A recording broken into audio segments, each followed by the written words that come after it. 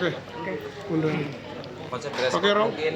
Oh ya, konsep dress. Ya, konsep dress code-nya dulu. Iya.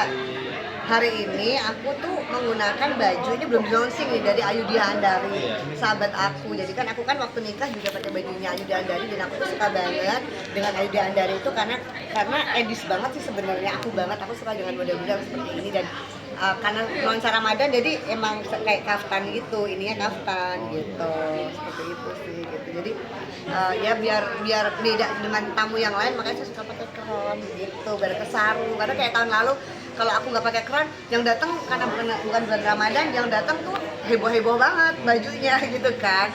Jadi emang itu tadi yang aku bilang ini memang dari teman-teman kita happy di sini, kita satu rami dengan pengajian, dengan tausiah, makan-makan, terus foto-foto gitu sih. Itu kado spesial mungkin dapat dari suami apa tuh? Alhamdulillah ada kado spesialnya.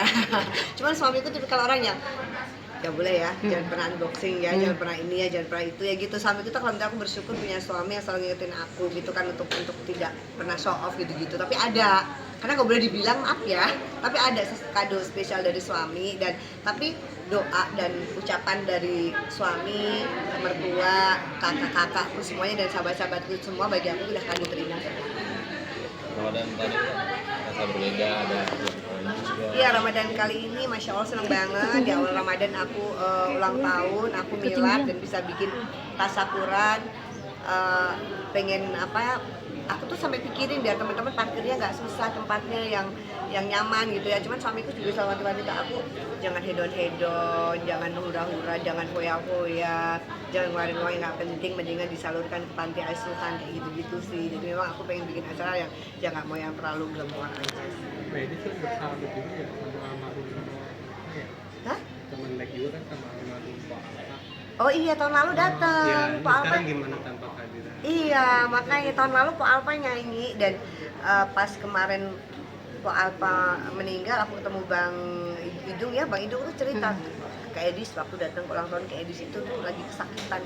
Habis nyanyi tuh ke belakang kesakitan ngebet kan emang kanker apa payudara ya kalau nggak salah tahu apa ya itu jadi itu tuh sakit ngebet katanya gitu tapi nggak pernah ditampilin gitu dan memang Pak Alpa tuh sahabat yang baik banget gitu ya dan kehilangan banget sih memang kan aku kan punya list kajian jadi list undangan gitu kan aku punya list undangan teman-teman kajian terus list undangan yang bukan di kajian itu nama Pak Alpa masih ada sampai teman-teman yang ngatur masih ada Pak Alpa nih masih ada sedih sih berduka banget tapi insya Allah Pak Alpa udah tenang.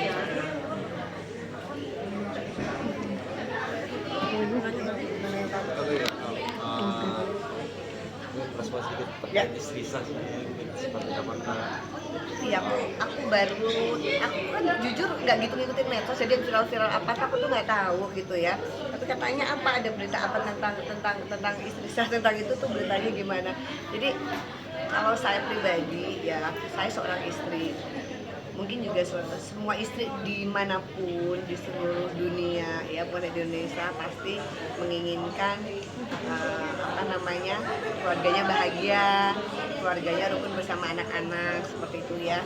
Jangan sampai ada wanita idaman lain ataupun juga pria idaman lain seperti itu gitu ya. Jadi ya senantiasa kalau saya sih berdoa sih ya kita kan nggak bisa mengontrol suami kita 24 jam artinya. Tapi kan kita bisa nitipkan suami kita ke Allah dan kita juga bisa tahu kita menikah dengan pria seperti apa, yang setia atau seperti apa gitu ya. Jadi buat saya memang ya kita para istri memang berhak menjaga pakaian istri suami, pakaian suami ada istri gitu ya. Jadi buat saya ya memang tidak setuju dengan adanya apa nyebutnya ya poligami. Enggak, kalau poligami kan dalam Islam boleh memang, tapi kan ada syarat-syaratnya poligami itu seperti itu kan gitu ya. Jadi ya wanita mana yang mau suaminya direbut wanita lain gitu sih seperti itu ya. Kalau buat saya sih sebisa mungkin perempuan tuh kan kita punya pilihannya, kamu mau nikah jadi istri yang pertama atau istri yang kedua atau satu-satunya kan kita punya pilihan dan semua punya konsekuensi gitu. Kalau yang kedua, yang ketiga, yang keempat pasti ada konsekuensinya seperti itu. Jadi kalau mau berbuat sesuatu ya dipikirkan dulu. Menurut aku sih seperti itu gitu kan. Karena bagaimanapun juga pasti lebih enak kita menjadi ya istri sah satu-satunya seperti itu. Tapi kalau mereka bilang kan semua ini semua takdir. Ya takdir kan ujungnya ada di kita. Maksudnya kita bisa kita bisa berubah takdir tidak, tapi kan kita punya pilihan itu loh. Boleh Kita menolak. punya pilihan gitu loh. Kita punya pilihan, kita berhak milih, dan ketika kita memilih A kemudian ada konsekuensinya, ya udah tanggung jawab. Gitu. Kan itu pilihan kamu, ya kan? Jadi ketika ada permasalahan, ketika ada problematika, ya udah itu pilihan kamu, nggak ada yang maksa kamu gitu kan. Jadi ya kamu harus konsekuensi dengan segala permasalahan itu gitu sih. Ya berdoa ya, kalau saya selalu berdoa ya juga buat istri sah dimanapun berada, kita istri udah selagi kita menjaga pakaian kita menjaga suami kita, dan kita senantiasa berdoa supaya rumah tangga kita dijaga. Kak Edis, sedikit tanggapan Kak Edis tentang kajian yang mana kita tahu tempat kajian itu kan pasti membawa yang positif gitu, tapi gara-gara yang viral kemarin ibu-ibu jadi worry banget nih ikut kajian, nanti ujungnya suaminya takut begitu. Gimana Kak Edis menanggapinya? Iya sih, kalau di pengajian aku sih alhamdulillah tuh emang perempuan, khusus perempuan pengajian saya di Lazara, tapi ada beberapa memang nih para fotografer ini malah suka ngaji di saya, kayak Pak Tisna, Rahul, Edo gitu kan, juga Bang Sarwana gitu, karena mereka tuh sahabat deket aku.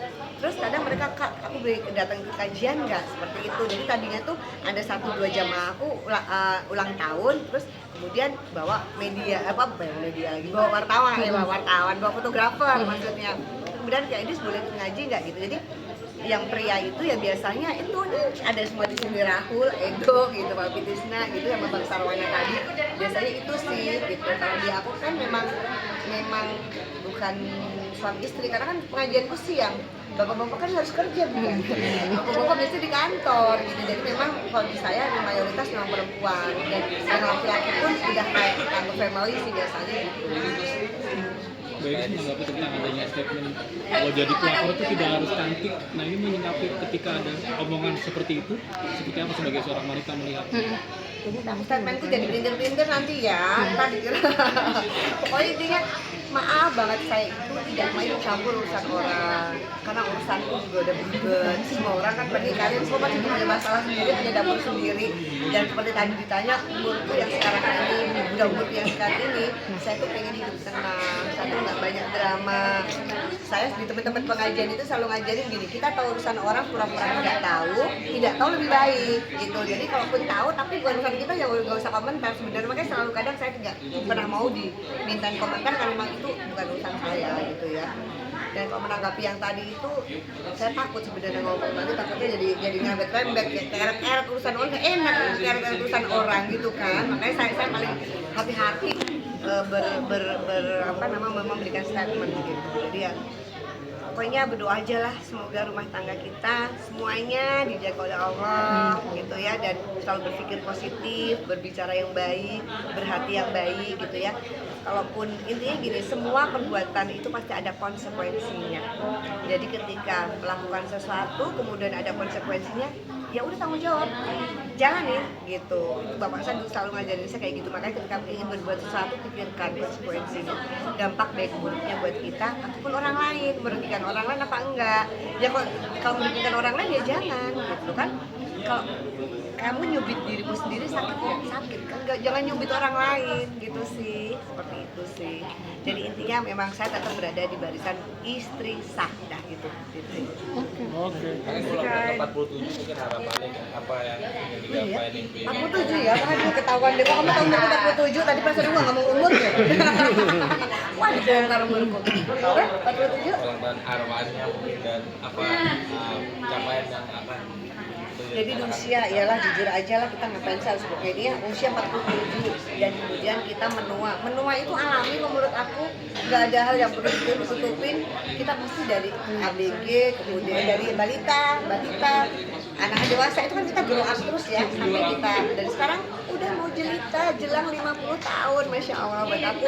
Malah aku senang karena itu hal yang harus aku alamin dari umur 20-an, 30, 40, dan 45, dan bener lah setelah umur 45 ke atas, 50 tuh mulai yang ngeliat apa, oh oke, dulu mungkin menggebu-gebu, dulu apa. Iya sih, sekarang ini aku udah pengen, gitu kayak udah yang rilis aja, udah rilis, udah aku bersyukur dengan hidupku saat ini. Baik buruk yang Allah berikan itu yang terbaik untuk aku, tinggal akunya memperbaiki diri, aku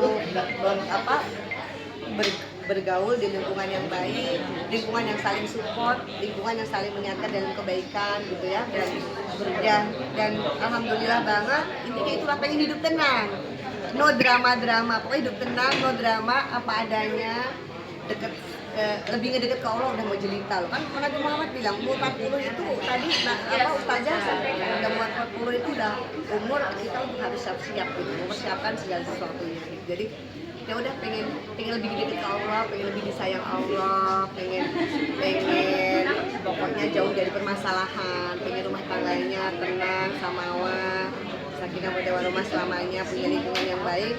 Dan ya udah, aku lebih banyak ke sana sih, ke dunia. Alhamdulillah Allah kasih gitu loh, Allah udah kasih gitu, jadi tinggal bersyukur aja. Udah targetnya sekarang bahagia dunia akhirat. Oke.